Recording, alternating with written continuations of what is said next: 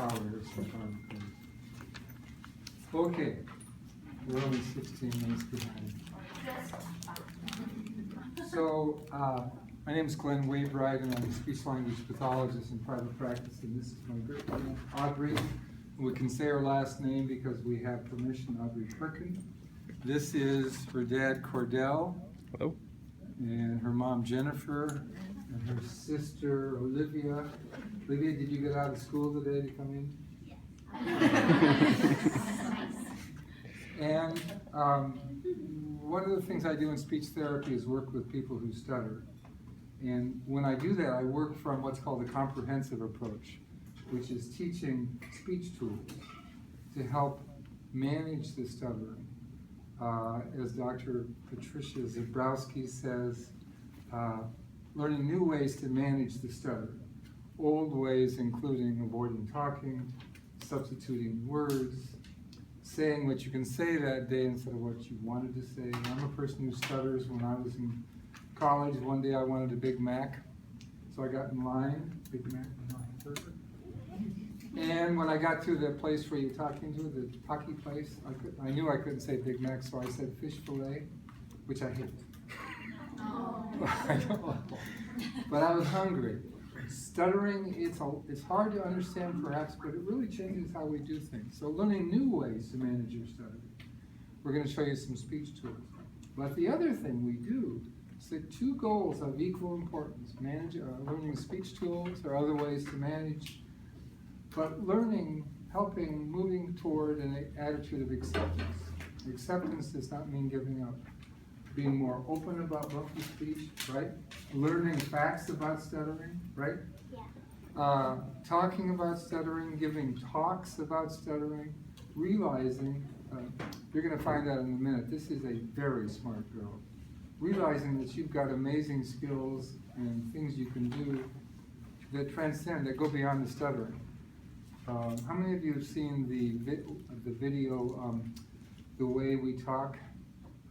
All right, so do you remember Jim in the movie? He was talking about moving stuttering down the rungs of the ladder. It was number one on the ladder for me for all these years. But Audrey, you're going to find out, is like an amazing person. And there's so many other things she can do besides bumpy speech.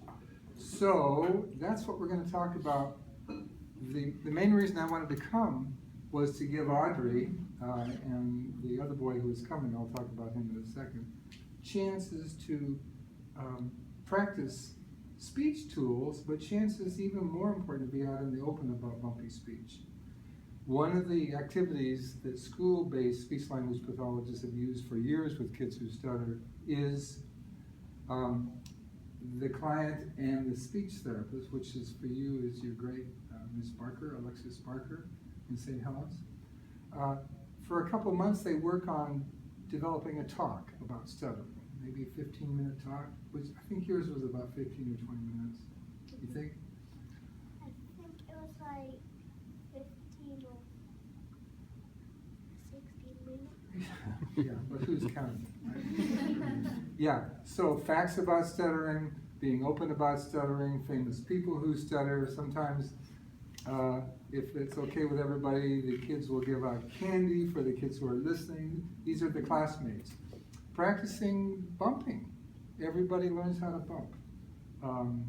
Bumping is another word that we use to describe stuttering. Stuttering is not a bad word. Bumpy just makes more sense. So that's what I wanted Audrey to do today, if she's going to do, is demonstrate this talk that she gave, plus a lot of other stuff. But one of the things that I don't see often in textbooks is when people who stutter get a chance to talk to people who don't, like all these guys from college. Yeah? They're going to be speech therapists soon.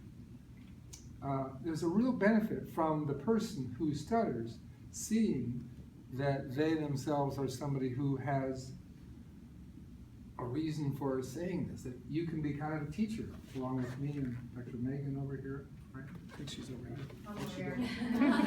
There she is. There's a lot that these guys can learn from you, and it's really powerful for the people who stutter to see themselves in that light. I mean, I never saw that for years. So I try to do that with a lot of the people that I work with. Okay, so let's you and me talk a little bit. Were you guys organizing the... I have it. Let me just hold on to this. In fact, let's put this right here. So let's talk a little bit about you, and then we'll have you give your talk about, okay? And then have you do a little reading. So, and by the way, right now we really want to see stuttering, okay? That's a joke, because a lot of people think speech therapists don't want people to stutter. Okay, right off the bat, is stuttering bad? No. No, it's just Annoying. Are you bad when you stutter? No. No, not at all. So, tell us well, that part of it's in your talk. So you have, how long have you been doing speech therapy? Was it first grade too? No, I think kindergarten. Kindergarten, yeah. Do you know who you worked with then? Mrs. Reinhold. Okay, and then first grade? Mrs. Reinhold, I think. Okay. So you live in St. Helens. Can you talk about St. Helens just a little bit? It's like 35 miles from here, downriver. Yeah. Yeah. So what's it like? It has a big river that I love going fishing with my dad and my family. A big river, right? You know the name of it? Columbia. River. Yeah, the Columbia River. Yeah. And do you live where you can see it? No, but we can hear a lot of boats. Yeah. Yeah. That's where I went to high school, and I was there from the time I was 12 until I graduated from high school. So I know that place pretty good. What's your favorite part about living in a small town? My favorite part is like at my house. It's really nice because the road it's really big, not that big. You mean like the highway? Or the road near your house? Yeah, it's like a street. Okay. So Audrey, what are some sounds that you sometimes bump on? I bump on like seawords Like cat? sometimes. Yeah. And back to St. Helens for a minute. So what do you, when you're not in school, what do you like to do in the town? I mean, oh, there's a movie theater there. Yep, I love going to the movies, and I also love going. I love going to the park. What's your favorite part of the park? My favorite park is like down by the river. Oh yeah, the one that's right like next to the river. And also, I mostly like Thursdays or Tuesdays, but down by the river they sing. At like night, kind of, they sing songs and they do dance. Really? Yeah.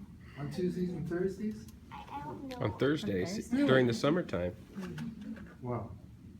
So let's talk a little bit about some of the speech tools that we use. One of them is called the Easy Voice, and that's where you, well, how would you describe the Easy Voice? I would describe it as like kind of calming down and making it kind of smooth. Calming down, wow. Calming down and making it kind of smooth. I couldn't have said that better. Should we demonstrate a little bit of the Easy Voice? Sure. So, you mean sure. What did you have for breakfast? I can't remember. What are you going to do when you leave here today? I think when I go home, I'm going to spend time with my family, and we can do something. Tell us in the Easy Voice about your dogs. I have 2 dogs. One name is Banjo. One named Banjo. You do it. And one name is Reggie. And which one is the oldest? I can't remember. It's kind of funny because the smallest one is Reggie, and he is older, but the biggest dog, Banjo, is much younger. I don't know how that works. So, now tell me a little bit about Olivia. There's another student I work with whose sister is Violet. How can I say this? Do you ever give her any trouble? Easy boy. Sometimes. What happens? We fight sometimes because we both get mad at each other. Now, your mom and dad and Olivia, they've also learned the easy voice. So not to put you on the spot, what did you have for breakfast? Yogurt and granola. And what did you have? The same thing that she did. Olivia, what did you have for breakfast? Same thing. I remember too. Same thing. You had the same thing. Okay, so that's what the easy voice sounds like. Now, the easy voice is great, and there weren't any bumps, were there? Right? But it sounds a little different, doesn't it? Yeah. Yeah. And sometimes